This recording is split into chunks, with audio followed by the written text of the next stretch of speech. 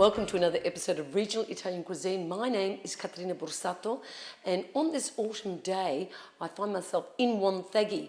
Wonthaggi is about 130 kilometres southeast of Melbourne in Gippsland, and we are here at the State Coal Mine, which had its very humble beginnings in 1909, and of course it was closed down in 1968.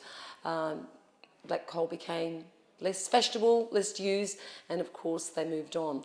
But what is important about this is that, of course, Wonthaggi is home to many, many Italians, and of course a lot of those Italian migrants came to work here at the mines. Something like about 350 Italians were actually here at the mine, working in really tough conditions.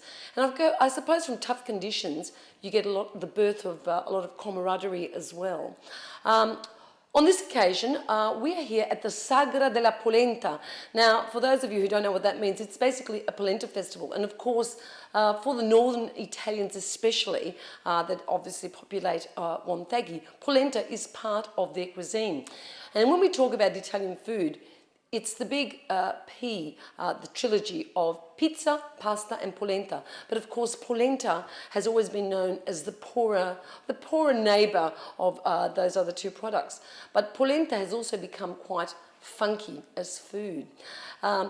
We are here at a festival that celebrates this wonderful corn, or cornmeal as they know it. It basically started back here in 1985 with 3 families on a bare land lot, and they decided to make polenta with its accompaniments, and from there it grew. In fact, it's grown so much that it now is held here at the State Coal Mine, which is operated by Parks Victoria, of course, and it's got great facilities, and they cook the polenta in the traditional paiolo with the terallo, which is the wooden spoon. There's a beautiful history there about how you make polenta, and then some of the lovely people in the community who make their special dishes, which range from game, meat, sausages, anything that works with polenta. Polenta really is a substitute for bread for us Northern Italians, and we're going to see them making some beautiful polenta. In the north, they always blend 50-50 usually, so it's half yellow polenta and half white polenta, which is a beautiful, it's a finer flour, or milled flour basically. So let's go and meet Elio, who seems to be one of the characters that knows what's going on here and what they do here on this annual event. Well, viewers, I'm now here with a gentleman called Elio Piacente, who is the brother of Vic. Yes. Is that correct? That's correct. Now, you have been a resident here in Wonthaggi for how long? I've been here over 55 years now. Yes, because you've got no Italian accent. Oh, well, I came here as a small child with my brother and my mother. Yes. Our father came here earlier. Yeah. And worked at the State Coal Mines, which a lot of migrant Italians did in the early 50s. Yes. Because back home where they were, they had nothing. They were living with their parents, and here they knew they could have an opportunity, and they mainly did it for their children. Yes. And they worked pretty hard at the State Coal Mines, which there was 12 mines in Wonthaggi. Yes. And they were extracting coal for the Victorian Railways until 1968.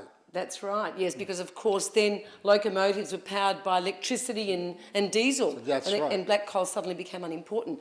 Yeah. Now, most importantly, I guess it is about the community and the Italians, and I guess the birth of this festival, and I call it like the Sagra della Polenta, is about retaining friendships and memories, obviously. Would that be a fair call? That's correct.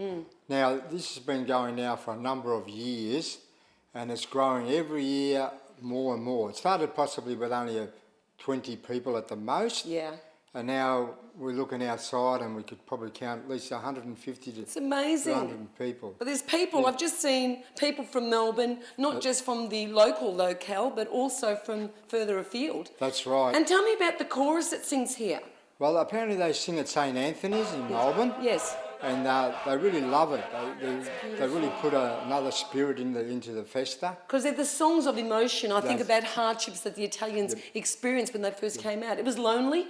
That's right. And they needed to eat. Yeah. And polenta became important because it was about sustenance. That's right. And also, I guess it was their staple back in Italy. Yeah. Well, they call it a poor man's bread. Yes. I can recall a gentleman many years ago that came to Italy here, and he said that he found out that a chook laid a full egg in Australia, because in Italy he was always getting a half egg from his mother. That's how poor they were. Oh, that's a really beautiful story. Now, tell me about polenta. Polenta is still very traditional, and you've got some lovely volunteers that make special accompaniments to the polenta, vero? That's right. Yep. What else do they have? What else? What have they got here today? Well, we have homemade sausage we've made by my brother. Yeah, Vic. And Vic, and then Italians are good at making sausages. They are. My dad yes. was a good sausage maker. Yes, yeah. that's yeah. right. Well, they used to kill some of them had an ungrown pig here, and they used to slaughter themselves and make it up with only pepper and salt, not a lot of herbs. Yeah, Very simple people. Yeah. And what about duck and venison? Yes, duck and venison we had Well, it doesn't today. sound like poor food to me. No, it's improved dramatically. Yeah, and of course trippa, which is once again, that was a poor man's food too, wasn't it? Correct. And yet done beautifully, it's amazing. Yes.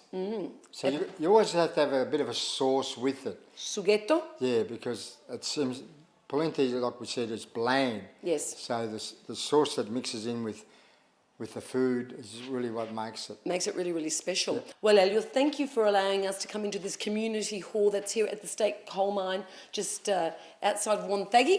And on that note, we're going to meet some of the lovely cooks when we come back from a short break.